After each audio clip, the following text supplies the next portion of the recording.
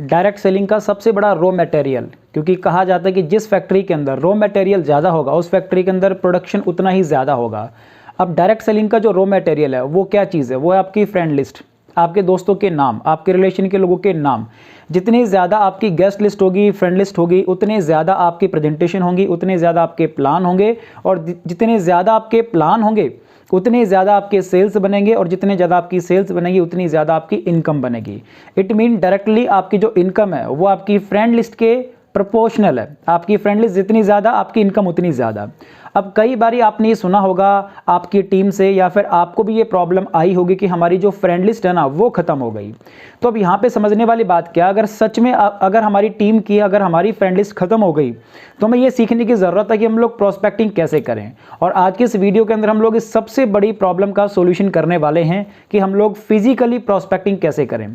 अब देखिए, आपने बहुत सारे वीडियोस में ऑनलाइन प्रोस्पेक्टिंग कैसे करनी ये तो आपने देखा होगा, वो आपने सुना होगा, राइट। मैंने भी एक ऑनलाइन प्रोस्पेक्टिंग के ऊपर एक वीडियो बनाया हुआ है, अगर आप चाहें वो देखना तो उसका मैं डिस्क्रिप्शन के अंदर उसका लिंक दे दूंगा, आप जाकर उसको भी देख सकते हैं। लेकिन सबसे बड़ा सवाल ये है कि आप फिजिकली प्रोस्पेक्टिंग कैसे करें, ऑफलाइन प्रोस्पेक्टिंग कैसे करें। तो आज के इस वीडियो में हम लोग इसी टॉपिक के ऊपर बात करने वाले हैं। तो इस वीडियो को आखिरी तक देखना और बहुत ध्यान से समझना। तो इस वीडियो में मैं आपको ऐसे तरीके बताने वाला हूं जिनको सुन के आपको बहुत मज़ा आएगा, और जिनको अप्लाई करने के बाद कभी भी आपको अपनी फ्रेंड लिस्ट की कमी नहीं होगी। तो इस वीडियो को मैं 2 भागों में डिवाइड करूंगा। सबसे पहले पार्ट में हम लोग ये बात करेंगे कि किसी भी अनजान इंसान से, किसी भी अननोन इंसान से जब आप बात करें तो अपनी बात की शुरुआत कैसे करें, और दूसरे पार्ट में मैं ये डिस्कस करूंगा कि अपनी बात को ख़त्म कहाँ करें ताकि वो इंसान आपको अपने कॉन्टैक्ट नंबर दे सके, या फिर वो आपको अपने बिजनेस के बारे में आपसे पूछ सके। तो हम बात करते हैं सबसे पहले पार्ट के बारे में। तो ऑफलाइन प्रोस्पेक्टिंग में सबसे पहले ये समझना बड़ा ज़रूरी है कि इसके लिए कोई स्पेसिफिक जगह फिक्स नहीं होती। आप जहाँ पे भी होते हैं वहाँ पे ये प्रोस्पेक्टिंग कर सकते हैं, वहाँ पे आप लोगों से बात कर सकते हैं। जैसे कि मान लीजिए आप अपनी कॉलेज के अंदर हैं, आप कॉलेज के अंदर हैं, आप कॉलेज में लोगों से बात कर सकते हैं। ऐसे बहुत सारे लोग होते हैं जो आपको जानते नहीं हैं, जो आपके लिए अननोन है। चाहे वो एक इंसान आपको मिले, 2 इंसान आपको मिले, आप उन लोगों से सवाल जवाब कर सकते हैं। देखो, शुरुआत आपको करनी होगी क्योंकि बिजनेस हमें करना है, हमें उन लोगों की ज़रूरत है। तो पहल जो बातचीत की जो शुरुआत है वो हमें करनी होगी। और हम कैसे वहाँ पर बात कर सकते हैं? अगर आप कॉलेज में हैं तो अपने कॉमन सेंस का इस्तेमाल करके आप वहाँ लोगों से सवाल कर सकते हैं। सवाल आप ये कर सकते हैं कि आप उनसे पूछ सकते हैं कि आप कॉमर्स बैच में हो, आप आर्ट्स में हो, अगर आप इंजीनियरिंग कर रहे हैं तो आप किसी भी ब्रांच के बारे में बात कर सकते हैं कि आप मैकेनिकल में हो, आप सीएस में हो, सिविल ब्रांच के साथ हो। आप कोई भी सवाल वहाँ पूछेंगे, जैसे सवाल पूछेंगे स्वाभाविक है उस इंसान को आपको कोई ना कोई जवाब करना होगा। तो अपनी बातचीत की शुरुआत आपको ऐसे ही करनी है। इसके बाद जो भी है अपने कॉमन सेंस के हिसाब से आप वहाँ लोगों से डिस्कस करते रहें, राइट। अब ख़त्म कहाँ करना ये मैं आपको दूसरे पार्ट में बताऊँगा, लेकिन इससे पहले शुरुआत कैसे करनी है आपको मैं वो बता रहा हूँ। मान लीजिए आप अभी टैक्सी में जा रहे हो, सिटी बस में हो, आप किसी मेट्रो में हो, तो आप वहाँ लोगों से बात कर सकते हैं। क्या आप पूछ सकते हैं वहाँ पे? कॉमन सेंस लगाइए। वहाँ आप क्या पूछ सकते हैं? आप ये सवाल कर सकते हैं कि आप कहाँ जा रहे हो। किसी से भी पूछ सकते हैं कि आप कहाँ जा रहे हो। अब वो इंसान ये थोड़ी ना बोलेगा कि मैं क्यों बताऊँ मैं कहाँ जा रहा हूँ, वो नहीं बोलेगा, उसको जवाब करना है ना। वो इंसान आपको बोलेगा कि मैं वहाँ जा रहा हूँ, है ना, मैं जॉब पे जा रहा हूँ, ऑफिस जा रहा हूँ, या अपनी कॉलेज में जा रहा हूँ। जैसे वो सवाल करे आप अगला सवाल कर लें। अच्छा, जॉब करते हो? कौन सी जॉब करते हो? तो ऐसे करके आप अपनी बात की शुरुआत कर सकते हैं, राइट। इसके बाद अगर आप किसी टैक्सी स्टैंड पे खड़े हो, है ना, बस स्टैंड पे खड़े हो, आप किसी बस का वेट कर रहे हो, वहाँ लोगों से बात कर सकते हो। आप जॉब करते हो, अपने वर्क प्लेस पे लोगों से बात कर सकते हो। आप किसी रेस्टोरेंट में जाते हो, किसी भी रेस्टोरेंट में अगर आप गए हैं वहाँ लोगों से आप बात कर सकते हैं। वहाँ क्या बात कर सकते हैं? कॉमन सेंस लगाइए। वहाँ हम लोगों से बात कर सकते हैं कि आजकल कोविड की वजह से लोग रेस्टोरेंट के अंदर कम आते हैं क्योंकि हर एक इंसान ऑनलाइन ऑर्डर देने लग गया है। या फिर ऐसी बात कर सकते हो कि आजकल कोविड की वजह से रेस्टोरेंट का भी बुरा हाल हो रखा है ना। कुछ भी चीज़ें आप वहाँ लोगों से बात करेंगे तो बात होएगी। देखो, बात करने से बनेगी, राइट। तो पहले हमें शुरू करना होगा। आप किसी पार्क में गए हैं, आप घूमने गए हैं, आप किसी टूरिस्ट प्लेस पे गए हैं, तो वहाँ लोगों से आप सवाल कर सकते हैं। वहाँ क्या सवाल कर सकते हैं? कॉमन सेंस लगाइए। मैं फिर बोल रहा हूँ, कॉमन सेंस लगाइए। आप घूम रहे हैं तो आप वहाँ पे किसी भी इंसान को अपनी फ़ोटो लेने के बारे में कह सकते हो।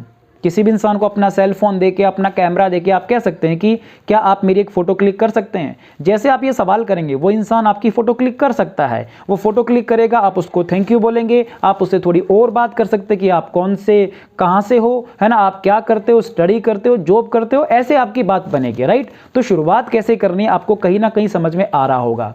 आप किसी शादी में गए हो तो वहाँ लोगों से बात कर सकते हो। वहाँ क्या बात कर सकते हैं, वहाँ अननोन लोगों से आप बात कर सकते हैं। किसी भी इंसान का आपने ड्रेसअप देखा, आपने किसी भी इंसान को अप्रिशिएट कर दिया कि कितनी अच्छी ड्रेस लग रही है आपकी, कहाँ से परचेज करी थी, है ना, कितने में ली थी, इसकी बजाय आप पूछे कहाँ से परचेज करी थी, राइट। क्योंकि कितने में ली थी उसमें कई लोग को जवाब देने में हो सकता है तकलीफ हो, ऑकवर्ड सा लगे, इसलिए आप ये पूछ सकते हैं कि कहाँ से परचेज करी थी, बड़ी अच्छी ड्रेस लग रही है, राइट।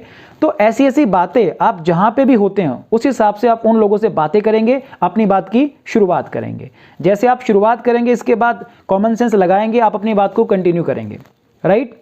अब अपनी बात खत्म कैसे करनी है, जब आपने बात करी, थोड़ा चेहरे पे स्माइल के साथ आपने बात करी, थोड़ा एक अच्छा रिलेशन आपने मेंटेन कर लिया, एक अच्छा बॉन्ड आपका बन गया और आपने पता लगा लिया कि वो इंसान क्या कर रहा है और वो क्या करने वाला है ना, उसका फ्यूचर प्लानिंग क्या है। जैसे आपने ये सारी की सारी चीज़ें पता करी, अब आपने अपनी बात को ख़त्म कैसे करना है, आपको पता चल गया कि वो इंसान क्या कर रहा है और वो क्या करने वाला है, तो उसके हिसाब से अपनी बात को आगे आपने कंटिन्यू करना है। फॉर एन एग्जांपल, वो इंसान स्टडी कर रहा था तो आपने इसको क्या कहना है कि मैं भी स्टडी कर रहा हूं, लेकिन मैं स्टडी के साथ साथ हम लोग एक इवेंट ऑर्गेनाइज करते हैं जहां पे हमारे काफ़ी सारे सीनियर आते हैं जो ये डिस्कस करते हैं कि आज की डेट में केवल स्टडी करना, केवल पढ़ाई करना, केवल डिग्री करना काफ़ी नहीं है।